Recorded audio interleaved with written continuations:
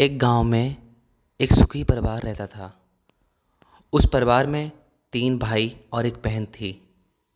उनके माँ बाप उन चारों से बेहद प्यार करते थे, मगर बीच वाले बेटे से थोड़ा परेशान थे।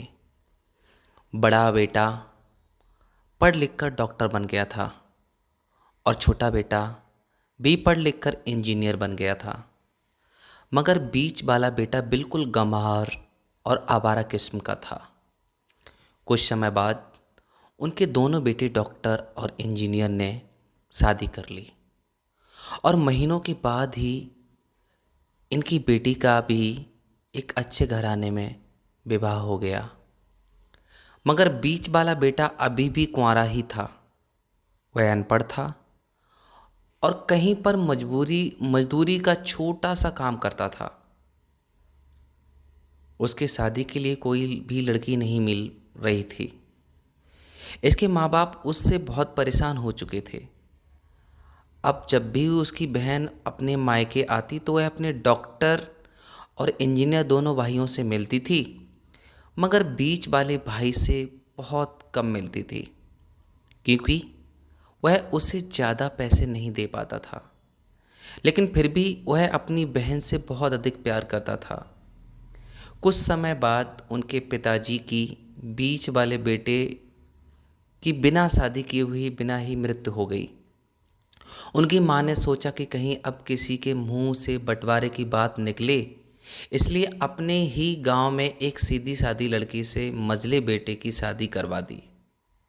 शादी होते ही न जाने क्या हुआ, अनपढ़ बेटा मन लगाकर काम करने लगा और पहले से कहीं ज़्यादा मेहनत भी करने लगा। अब कोई भी पुराना दोस्त उसकी मर्डर गश्ती के लिए बुलाने आता तो वह मना कर देता। एक दिन उसके डॉक्टर और इंजीनियर भाई ने सोचा कि यह तो गंवार और अनपढ़ है, हम इससे कहीं ज़्यादा पैसे कमा लेते हैं, इसलिए अब हमें बंटवारा कर लेना चाहिए। माँ के लाख मना करने के बाद भी दोनों बेटों ने बंटवारे की तारीख तय कर दी और उन्होंने अपनी बहन को भी बुला लिया। तभी उनका गंवार भाई कहता है कि तुम लोग बंटवारा कर लो, मुझे जो बचे वो दे देना या ना देना, मैं शाम को आकर अंगूठा लगा दूंगा। तभी उसकी बहन कहती है, अरे बेवकूफ़, तू तो हमेशा बेवकूफ़ ही रहेगा। ज़मीन का हिस्सा तो आमने सामने बैठकर होता है। और उसकी माँ भी उस काम पर जाने से रोकती है। उसी वक्त वकील भी वहाँ आ जाता है और कहता है कि आपका सारा हिस्सा मिलाकर 10 बीघा ज़मीन और एक मकान है। अब ये बताओ किसको कितना हिस्सा देना है, मैं उसी हिसाब से कागज़ बनवा दूंगा। तब गंवार भाई कहता है, वकील साहब 5-5 बीघा ज़मीन हमारे दोनों भाइयों के नाम लिख दो और ये हमारा घर है मेरी प्यारी बहन के नाम कर दो। तब दोनों भाई पूछते हैं कि तू अपने हिस्से में क्या लेगा। गंवार भाई कहता है कि मेरे हिस्से में मेरी प्यारी माँ है। वह अपनी पत्नी की तरफ मुस्कुराते हुए कहता है, क्यों, क्या मैंने गलत कहा?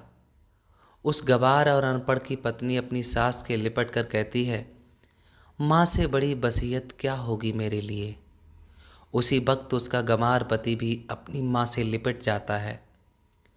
गंवार बेटे और बहू के प्यार ने जमीन जायदाद के बंटवारे को एक सन्नाटे में बदल दिया। तभी बहन अपने गंवार भाई के गले लगकर लिपट कर रोते हुए कहती है कि माफ़ कर दो भैया, मैं आपको सम्मान न दे सकी। तभी उसका भाई कहता है, मेरी प्यारी बहन, इस घर में जितना अधिकार हमारा है उतना ही तुम्हारा भी है। और रही बात बंटवारे की, तो बंटवारा नहीं करने से जीवन खत्म तो नहीं हो जाएगा। क्यों करते हैं हम बंटवारा? क्या हम एक साथ मिलकर नहीं रह सकते? जैसे हम बचपन में मिलकर खेलते रहते थे, एक साथ मिलकर रहने को तो कहते हैं एक अच्छा परिवार, और उसके परिवार को संभालती है एक माँ। तभी उसके दोनों भाई भी बहुत शर्मिंदा होते हैं और बंटवारे के सभी कागज़ फाड़कर फेंक देते हैं। और उस दिन के बाद से उनका पूरा परिवार खुशी खुशी एक साथ रहने लगता है। दोस्तों, कहीं ना कहीं हम अपने मन मिटाव के कारण अपने परिवार को अलग कर देते हैं, जहाँ पर खुशियाँ हमेशा के लिए गायब हो जाती हैं। धन्यवाद दोस्तों।